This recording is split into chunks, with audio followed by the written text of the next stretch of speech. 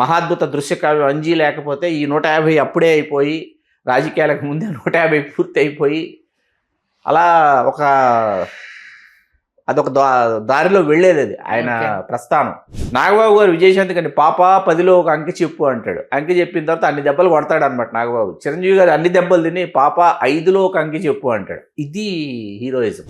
ఎంత దారుణమైన ఫలితం అంటే అంత దారుణమైన ఫలితం. డిజాస్టర్ ఆంధ్ర వాళ్ళ. అవును. సాంగ్ చాలా బాగుంటుంది. నమస్తే, తెలుగు రాజ్యంకి స్వాగతం. నేను మిస్ సంధ్య. సినిమా ఇండస్ట్రీలో కొన్ని కాంబినేషన్స్ అంటే దర్శకుడు హీరోకి సంబంధించి ఎందుకో చాలాసార్లు అనుకున్నది పట్టాలెక్కదు.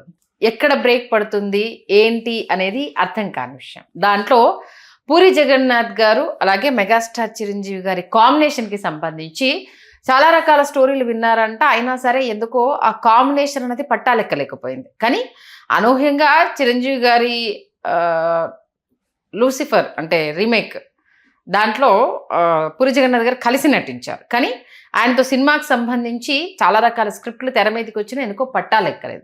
అసలు వాళ్ళిద్దరి కాంబినేషన్ ఎప్పుడు సెట్ అవ్వాలి, ఎందుకు సెట్ అవ్వలేదు, మరి ఫ్యూచర్లో ఏమన్నా వాళ్ళిద్దరి కాంబినేషన్లో మనకు సినిమా వచ్చే అవకాశం ఉందా తెలుసుకునే ప్రయత్నం చేద్దాం. చరిత్రకారులు, సినీ రాజకీయ విశ్లేషకులు చిలాగడ శ్రీకాంత్ గారు మనతో ఉన్నారు. ఆయన మాట్లాడారు. శ్రీకాంత్ గారు నమస్తే అండి. నమస్కారం సంధ్య గారు. గతంలో పూరి జగన్నాథ్ గారు మెగాస్టార్ చిరంజీవి గారి కోసం ఆటో జానీ అని ఏదో స్క్రిప్ట్ రాసుకున్నారు. అంతా ఓకే అయిపోయింది, ఎందుకో అది ఆగిపోయింది అనేసి వినడం జరిగింది. అసలు మంచి ఇద్దరి ఫ్రెండ్షిప్ ఉంది. ఎందుకంటే రామ్ చరణ్ గారిని స్క్రీన్కి ఇంట్రడ్యూస్ చేసిందే పూరి జగన్నాథ్ గారు. ఓరెంజ్లో ఆయన్ని చూపించడం జరిగింది. అంటే ఆల్మోస్ట్ ఆ ర్యాప్ అనేది అద్భుతంగా ఉందని తెలుస్తుంది. ఎందుకని అంటే కొడుకుతో సాధ్యమైంది, అంతకంటే ముందున్న తండ్రితో ఎందుకు సాధ్యం కాలేదు? వాస్తవానికి ఏంటంటే మనం ఆటో జానీ 150 సినిమా కావాలి. 150 సినిమా ఆటో జానీ రీమేక్, కత్తి రీమేక్ కాదు, ఆటో జానీ అవ్వాలి. ఆటో జానీ ఫస్ట్ హాఫ్ విని చిరంజీవి గారు ఎగ్జైట్ అయిపోయి ఓకే చేసేసారు. సెకండ్ హాఫ్ అసలు వర్కౌట్ కాల, అంటే చేయలేకపోవడంతో అటకెక్కింది. మీకు నాగబాబు గారిని డైరెక్ట్ చేశారు పూరి జగన్నాథ్ గారు. పవన్ కళ్యాణ్ గారితో పరిచయం అయ్యారు. రామ్ చరణ్ని పరిచయం చేశారు. వరుణ్తో సినిమా చేశారు. ఇలా మనం తీసుకుంటే ఓవరాల్గా ఏంటంటే ఫ్యామిలీలో ఆల్మోస్ట్ వాళ్ళందరినీ కవర్ చేసేసినట్టు. అల్లు అర్జున్తో 2 సినిమాలు చేశారు. ఇట్లా తీసుకుంటే వీళ్ళందరూ కనిపిస్తారు. చిరంజీవి గారితోనే ఇంకా సినిమా చేయలేదు ఆయన. విచిత్రం కదా, చాలా విచిత్రం. ఆయన చిరంజీవి గారి అభిమాని. అసలు చిరంజీవి గారి సినిమా షూటింగ్ చూసి అభిలాష సినిమా ఛాలెంజ్, 2 సినిమాల షూటింగ్లకి చెప్పా పెట్టకుండా, మరీ ముఖ్యంగా అభిలాష్కి అయితే అసలు వెళ్ళిపోయి షూటింగ్ మొత్తం అసలు ఉదయం నుంచి సాయంత్రం వరకు జనంలో ఒకటిగా పూరి జగన్నాథ్ గారు చిరంజీవి గారిని, కోదండరామిరెడ్డి గారిని, కేఎస్ రామారావు గారిని చూసి లోక్ సింగర్ సినిమాటప్పుడు వీళ్ళని చూసి అసలు సినిమా పరిశ్రమకు వెళ్ళిపోవాలని బలంగా నిర్ణయించుకుంది. ఆ సమయంలో వాళ్ళది నర్సీపట్నంలో జగన్నాథ్ టూరింగ్ టాకీస్ వాళ్ళది. అక్కడి నుంచి ప్రయాణం ప్రారంభమైంది పూరి జగన్నాథ్ గారు. అట్లా చిరంజీవి గారి సినిమాలు అక్కడి నుంచి చూస్తూ పెరుగుతూ సినిమా పరిశ్రమకు వచ్చి దర్శకత్వ శాఖలో ఆయన సుశిక్షితుడై ఆ తర్వాత దర్శకుడిగా మారి ఇన్ని రకాల ఆయన ప్రయాణాల్లో ఏంటంటే ఆయన శ్రీకృష్ణుడు ఫ్రమ్ సురభి కంపెనీని కూడా ఒక స్క్రిప్ట్ చేసుకున్నాడు చిరంజీవి గారి కోసం. అది ఏమైందో తెలియదు పట్టాలెక్కల. ఆటో జానీ అదో దారిలో వెళ్ళిపోయింది. మధ్యలో మీకు చిరంజీవి గారి దగ్గర ఓకే ఆల్మోస్ట్ అయిపోయినటువంటి కథ ఆంధ్ర వాళ్ళ. ఓకే, నాగబాబు గారు ప్రొడ్యూసర్, అంజనా ప్రొడక్షన్స్లో చెయ్యాలి. ఆంధ్ర వాళ్ళ టైటిల్ చూడాలనుంది కోసం పెట్టుకున్న టైటిల్. చూడాలనుంది ఫస్ట్ టైటిల్ ఆంధ్ర వాళ్ళ, చూడాలనుంది కాదు. ఓకే, ఆంధ్ర వాళ్ళ అనేటప్పటికి విపరీతంగా ఎక్స్పెక్టేషన్స్ పెరిగిపోతాయని ఒక సాఫ్ట్ టైటిల్ ఉండాలని చూడాలనుంది అనే టైటిల్ పెట్టుకున్నారు. పెట్టుకున్న తర్వాత ఆంధ్ర వాళ్ళ టైటిల్ ఉంది కాబట్టి ఆ టైటిల్ని బేస్ చేసుకుని ఈయన ఒక కథ రాసుకున్నాడు.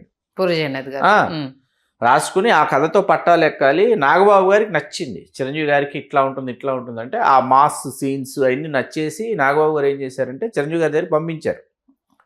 వెళ్ళిన తర్వాత రకరకాల స్నాక్స్ అవి పెట్టారంట చిరంజీవి గారు. నాగబాబు గారు చెప్పారండి, చాలా మంచి స్నాక్స్ పెడతారు, మీ దగ్గరకు వస్తే అన్నాడంటే పూరి జగన్నాథ్. చూసావా, నీకు ఇప్పుడు నేను స్నాక్స్ పెట్టకపోతే ఎంత చెడ్డ పేరు వచ్చేది నాకు, పెట్టడం మంచిది ఏంటని చిరంజీవి గారు అని. కథ చిరంజీవి గారికి నచ్చలా, ఎందుకంటే కొత్తదనం లేదు కథలో. టైటిల్ వెరీ పవర్ఫుల్ టైటిల్, కొత్తదనం లేదు. దాంతో చిరంజీవి గారు ఆలోచించారు, చేద్దామా వద్దా, కొత్తదనం లేదు, రొటీన్గా ఉంది. అందులో ఉన్న కొత్తదనం ఏదైనా ఉంది అంటే ఫ్లాష్ బ్యాక్లో వచ్చే ఫాదర్ క్యారెక్టర్. అది అలాంటిది ఆల్రెడీ రిక్షా వాడు వీటిలో చేసేసారు ఆయన. కాబట్టి ఏంటంటే పూరి జగన్నాథ్ గారి నుంచి ఎక్స్పెక్ట్ చేసినటువంటి ఇది ఏదో ఉంటుంది, ఒకటి ఏదో కావాలి, అది రావటం. మీకు చిరంజీవి గారికి సినిమాకి సంగీతం చేయాలన్నది సంగీత దర్శకుడు చక్రి కళ. ఓకే. చక్రి గారు చిరంజీవి గారి బ్లడ్ బ్యాంక్ పంజాగుట్లో ఉండేది, హిందీ నగర్లో, ఇక్కడ కాదు, మన రోడ్ నెంబర్ 1 జూబ్లీ హిల్స్ ఇక్కడ కాదనమాట, జూబ్లీ హిల్స్ చెక్ పోస్ట్ దగ్గర కాదు, అక్కడ ఉండేది. అక్కడికి వచ్చి బయట చక్రి వెయిట్ చేస్తున్నాడు. ఒక ఆడియో క్యాసెట్ తయారు చేశాడు చక్రి, చిరుకానుక అని చెప్పేసి. అది అప్పట్లో ఆడియో క్యాసెట్ పెద్ద హిట్. ఆడియో క్యాసెట్ వల్ల అతను మ్యూజిక్ డైరెక్టర్ అయ్యాడు. చిరంజీవి గారి మీద కొన్ని పాటలు తయారు చేశాడు చక్రి చిరంజీవి గారికి ఎప్పటికైనా చెయ్యాలని చెప్పి చక్రి చేసుకున్న ట్యూను, చక్రి చేసిన పాట నైరే నైరే నైనైరే బాబా వచ్చి చక్రి చిరంజీవి గారి కోసం చేసుకున్న సాంగ్ అనమాట. చిరంజీవి గారి కోసం చేసుకున్న ట్యూన్ అది.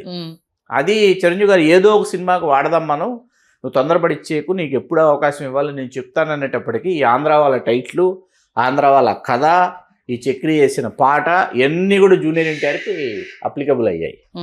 అయ్యి సినిమా చాలా దారుణమైన ఫలితం వచ్చింది. ఎంత దారుణమైన ఫలితం అంటే అంత దారుణమైన ఫలితం, డిజాస్టర్ ఆంధ్ర వాళ్ళ. అవును. సాంగ్ చాలా బాగుంటుంది, సాంగ్ వినడానికి బాగుంటుంది, తారక్ కూడా చాలా బాగా చేశాడు, అది వేరే విషయం. సినిమా అయితే డిజాస్టర్. అక్కడి నుంచి నడక తప్పిందండి. పూరి జగన్నాథ్ గారిని చిరంజీవి గారితో ఎప్పుడు చేయాలనుకున్నా కూడా ఏదో ఒక అవాంతరం, ఏదో ఒక అడ్డంకి. సరే, ఆ అవాంతరాలని దాటుకొని గాడ్ ఫాదర్లో కలిసి నటించారు, ఓకే. కానీ ఏంటంటే ఇవాళకి చిరంజీవి గారిని త్రివిక్రము, పూరి జగన్నాథ్, సుకుమారు వీళ్ళు చిరంజీవి గారిని ఒకసారి డైరెక్ట్ చేయాలని కోరుకుంటాం. ఎందుకు కోరుకుంటారు అభిమానులు అంటే, వాళ్ళు చిరంజీవి గారిని నిజంగా అభిమానించి చిరంజీవి గారిని నిజంగా ప్రేమించినటువంటి దర్శకులు, రచయితలు వీళ్ళు చిరంజీవి గారిని ఎట్లా ప్రజెంట్ చేస్తారు అనేటటువంటి ఒక ఆలోచన, ఒక ఆశ అయితే అభిమానుల్లో ఉన్నాయి. ఎందుకంటే ముగ్గురు స్కూల్ని డిఫరెంట్ వేస్. ఒకరు హీరోని ఓ రేంజ్లో చూపించేవాళ్ళు, ఇంకొన్ని హీరోని డైలాగ్స్ తోటి ఆ స్మూత్ నరేషన్లో త్రివిక్రమ్ గారి స్టైల్ ఆఫ్ వే ఎలా ఉంటుందో చూడాలనుకునేవాళ్ళు. ఇక సుకుమార్ గారి గురించి ప్రత్యేకంగా చెప్పాల్సిన వీళ్ళిద్దరికన్నా వైవిధ్యభరితంగా ఆయన ఉంటారు. నిజంగా వీళ్ళ ముగ్గురు చేతిలో చిరంజీవి గారు పడితే ఎలా ఉంటుంది అన్న ఆలోచన అద్భుతంగా ఉంది. లేదు, జరగాలండి. ఇప్పటికే చాలా ఆలస్యం అయిందని అనిపిస్తుంటుంది నాకు, కానీ జరగాలి ఈ పాటికి. ఓకే. ఎందుకు జరగాలి అంటే, మాకు మా జనరేషన్ మాకేంటంటే చిరంజీవి గారు సంగీతం శ్రీనివాసరావు గారితో చేయలే. అవును. బాలు మహేంద్ర గారి దర్శకత్వంలో చేయలే. కెమెరామెన్గా బాలు మహేంద్ర గారు పనిచేశారు, కానీ చిరంజీవి గారి సినిమాలకి ఆయన డైరెక్షన్లో చిరంజీవి గారు చేయలేదన్నది ఒకటి ఉండిపోయింది. సరే, మణిరత్నం గారు వచ్చారు వెళ్ళారు, ఇలాంటివి జరిగినాయి. శంకర్ గారు ఏంటంటే ఆయన తన తమిళ సినిమా ఏది చేసినా దానిని తెలుగు డబ్బింగ్ అయిన తర్వాత ఆ ప్రమోషన్కి హైదరాబాద్ వచ్చిన ప్రతిసారి శంకర్ గారు ఏంటంటే చిరంజీవి గారితో సినిమా చెయ్యాలని చెప్పి ఆయన ఎక్స్ప్రెస్ చేస్తుండేవారు. అది సాధ్యపడలా. ఒక దశలో రజనీకాంత్ గారు చిరంజీవి గారికి చెప్పి శంకర్ డైరెక్షన్లో నువ్వు చెయ్యాలని ఇంతవరకు ఆండాయస్ డిస్కషన్ జరిగింది. అది సరే, ఆ తర్వాత శంకర్ గారు ఆయన అప్డేటెడ్ కాలేదా, లేకపోతే ఆయన పాత కథల్ని మళ్ళీ తీసుకుంటున్నాడా కాసేపు పక్కన పెడితే, ఆయన ఉధృతంగా ఉన్న సమయంలో ఆయన చిరంజీవి గారు అభిమాని, ఆయన శంకర్ గారు. ఆయన చిరంజీవి గారితో చేయాలని చాలా ఉవ్విళ్ళూరాడు. వీళ్ళది ఎవరితో చిరంజీవి గారు చేయలే, అది ఉండిపోయింది. ఆ తర్వాత ఏంటంటే వీళ్ళు మన తెలుగు వాళ్ళు కదా, వీళ్ళు మన తెలుగు సినిమాని కొన్ని మలుపులు తిప్పినటువంటి దర్శకులు వీళ్ళు. ఒక్కొక్క మలుపు దగ్గర ఒక్కొక్కరు కనిపిస్తారు మనకు. త్రివిక్రమ్ ఒక మలుపు దగ్గర కనిపిస్తే, పూరి గారు ఒక మలుపు దగ్గర కనిపిస్తారు, సుకుమార్ గారు మలుపు తిప్పినటువంటి దర్శకులు వీళ్ళు. వీళ్ళతో చిరంజీవి గారు చెయ్యాలని ఉంటుంది. రాజమౌళి గారు మిస్ చేశారు. రాజమౌళి గారిది గాడ్ ఓన్లీ న్యూస్. అది ఎప్పుడు జరుగుతుంది, ఎలా జరుగుతుంది, ఏంటి అన్నది. ఎందుకంటే విజయబాబు రెడ్డి గారి నిర్మాతగా రాజమౌళి గారు చిరంజీవి గారిని డైరెక్ట్ చేయాల్సింది, ఎప్పుడో డైరెక్ట్ చేయాలి విజయేంద్ర ప్రసాద్ గారి కథతో. అది అప్పుడే సాధ్యపడలా. అది విజయబాబు రెడ్డి గారికి హెవీగా అనిపించింది. అది ఆయనకి అర్థం అవ్వాల. అంటే విజయేంద్ర ప్రసాద్ గారు చెప్పిన కథకి ఆ రాజమౌళి గారు దాన్ని ఎట్లా హ్యాండిల్ చేస్తారు ఏంటి అనే దగ్గర విజయబాబు రెడ్డి గారికి అందకపోవడంతో అది పట్టాలెక్కల. లేకపోతే ఇవన్నీ ఎప్పుడో, ఈ కళలన్నీ ఎప్పుడో సాకారం అయిపోయి, మా మహాద్భుత దృశ్య కావ్యం అంజీ లేకపోతే ఈ 150 అప్పుడే అయిపోయి, రాజకీయాలకు ముందే 150 పూర్తి అయిపోయి, అలా